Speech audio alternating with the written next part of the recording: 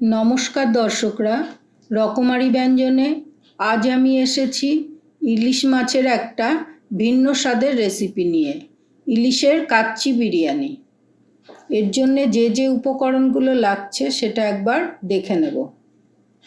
প্রথমেই নিয়েছি এই রকম একটা কাপের 1.5 কাপ পরিমাণ বাসমতি চাল, যেটাকে আমি খুব ভালো করে ধুয়ে নিয়েছি। এটাকে আবার জলে ডুবিয়ে ভিজিয়ে আমি 30 মিনিটের জন্য রেখে দেবো। চালটাকে সরিয়ে রেখে মাছটাকে এবার আমি নুন হলুদ দিয়ে মেখে নেব। এর জন্য আমি নিয়েছি 3 পিস ইলিশ মাছ। আমি 1/2 চামচ মতো নুন 3টে মাছে দিয়ে দিলাম। আর নিয়েছি আমি 1/2 চামচ হলুদ গুঁড়ো। এবার নুন হলুদটা আমি মাছের দু পিঠেই ভালো করে লাগিয়ে নেব।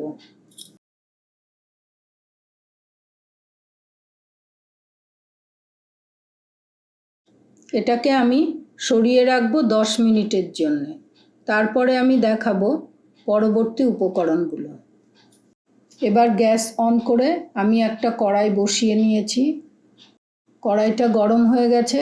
আমি এবার এতে দিয়ে দেব 5 বড় চামচ মতো সর্ষের তেল।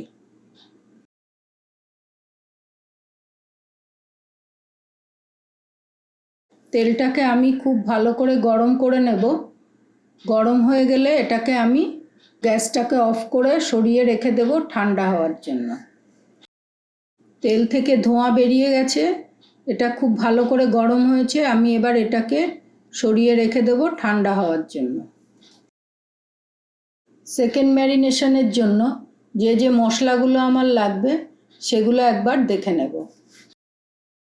প্রথমেই নিয়েছি আমি 1/2 বাটি নারকেল কোড়া। নারকেলের ভেতরের যে নরম শাঁসটা সেটাকে আমি পুড়ে তুলে রেখেছি। আর লাগছে ম্যারিনেশনের একটা মশলা, যেটাকে আমি রেডি করে রেখেছি।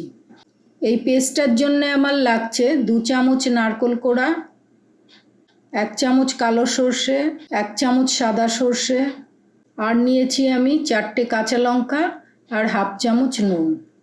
আমি এরকম একটা 4 চামচের পরিমাপ করে মশলাগুলো নিয়েছি। আপনারা আপনাদের পরিমাণ মতো মশলা নেবেন। নারকেল কোড়াটা আমার পরে লাগবে, এটা আমি আলাদা করে রেখে দিচ্ছি। এবার যে পেস্টটা আমি তৈরি করে রেখেছিলাম তাতে আমি ঠান্ডা করা সর্ষের তেলটা মিশিয়ে নেব। আমি এতে দিয়ে দিচ্ছি 4 চামচ তেল। তেলটাকে আমি এই পেস্টের সঙ্গে ভালো করে মিশিয়ে নেব। এবার এই পেস্টটা আমি মাছে লাগিয়ে নেব। নুন হলুদ লাগিয়ে 10 মিনিট হয়ে গেছে। আমি এবার মাছে এই পেস্টটা লাগিয়ে নেব।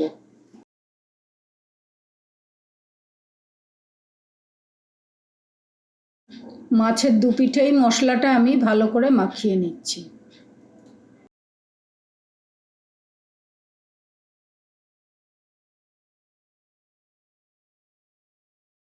এটাকে এভাবে আমি আরও 10 মিনিটের জন্য রেখে দেব।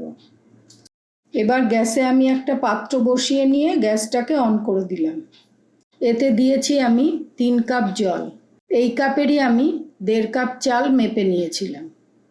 যে পরিমাণে চাল নেব তার ডবল জল আমাকে দিতে হবে। জল গরম হয়ে গেছে। আমি এবার এতে দিয়ে দেব পরিমাণ মতো নুন। নুনটা দেব আমি এই জন্যেই, এতেই আমার চালটা সেদ্ধ হবে। আর এতে দিয়ে দেব 1/2 চামচ চিনি। আমি এতে দিয়েছি 1 চামচ নুন। আগেই বেশি দেব না, পরে দরকার হলে আমি আরেকটু দিয়ে নেব। আমি এখানে একটু চিনি দিয়েছি, আপনাদের পছন্দ না হলে চিনি নাও দিতে পারেন। জলটা গরম হয়ে গেলে আর নুন চিনিটা গলে গেলে এটাকে আমি সরিয়ে রাখবো। এবার বিরিয়ানির ভাতটাকে আমি সাজানো দেখিয়ে দেব। আমি এরকম একটা পাত্র নিয়েছি। এতে আমি যে গরম করা তেলটা ছিল তারই কিছুটা আমি এর পুরো গায়ে ভালো করে মাখিয়ে নেব।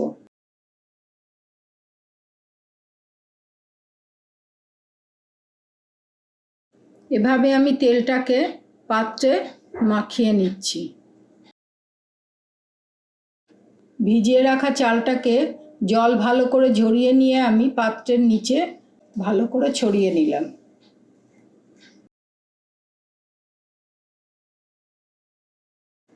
এর ওপরে ছড়িয়ে দিচ্ছি কিছুটা নারকেল কোড়া। মশলা মাখানো মাছগুলোকে আমি পাত্রের মধ্যে পরপর সাজিয়ে নেব। মাছগুলোকে একটু মোটা করে কেটে নিতে হবে, না হলে এগুলো ভেঙে যাবে। বাকি ম্যারিনেশনের মশলাগুলো আমি মাছের ওপরে দিয়ে দেব। এবার বাকি যে গরম করা তেলটা রয়ে গেছে তার থেকে আমি 1 চামচ করে মাছের ওপরে ছড়িয়ে দেব। দিয়ে দিচ্ছি এর ওপরে একটা করে কাঁচা লঙ্কা, আর দিয়ে দিচ্ছি আমি আর একটু নারকেল কোড়া। এবার বাকি চালটাও আমি মাছের ওপর দিয়ে ছড়িয়ে নেব। ওপরে দিলাম আর একটু নারকেল কোড়া। আমার সাজানো হয়ে গেছে। এবার আমি এতে দিয়ে দিচ্ছি সেই নুন চিনি দেয়া গরম জলটা। এবার একটা হাতার সাহায্যে জলটাকে আমি খুব সাবধানে প্যানের গা লাগিয়ে লাগিয়ে এতে দিয়ে দেব, যাতে চালটা সরে না যায়।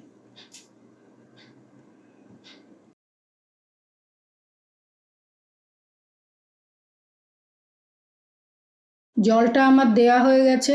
আমি পুরো জলটা দিইনি, হাফ কাপ মতো জল আমি রেখে দিয়েছি, পরে প্রয়োজন হলে আমি এটা দেব।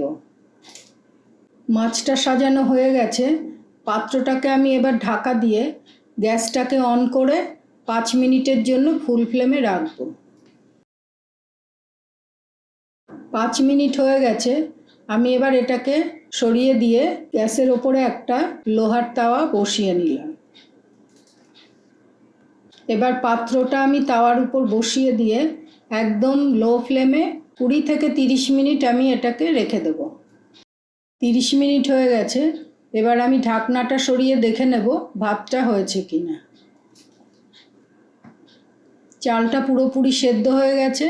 আমি এবার গ্যাসটাকে অফ করে দেব। দেখুন আমার ভাতটা কি সুন্দর সেদ্ধ হয়ে গেছে, আর একটাও চাল ভাঙেনি। মাছটাও খুব ভালো সেদ্ধ হয়ে গেছে। এবার আমি এটাকে পরিবেশন করে নেব। এটাকে আমি কলা পাতার মধ্যে পরিবেশন করে নিচ্ছি।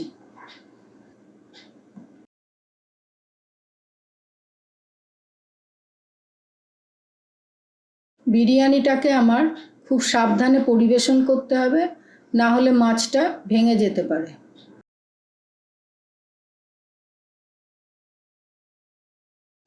দেখুন হয়ে গেছে আমার ইলিশ মাছের কাচ্চি বিরিয়ানি। এটা দেখতেও যেমন লোভনীয়, খেতেও তেমনি সুস্বাদু। এটা আমরা যেরকম বিরিয়ানি খেয়ে অভ্যস্ত, একদম তার থেকে ভিন্ন স্বাদের। এই রেসিপিটা যদি আপনাদের ভালো লাগে তাহলে ভিডিওটাকে লাইক করে দেবেন। আপনারাও এটা বাড়িতে বানাবেন আর রেসিপিটা অন্যদের সঙ্গেও শেয়ার করবেন। ভালো লাগলে কমেন্ট করে জানাবেন, আর আমার চ্যানেলটাকে সাবস্ক্রাইব করে দেবেন। নমস্কার, ধন্যবাদ।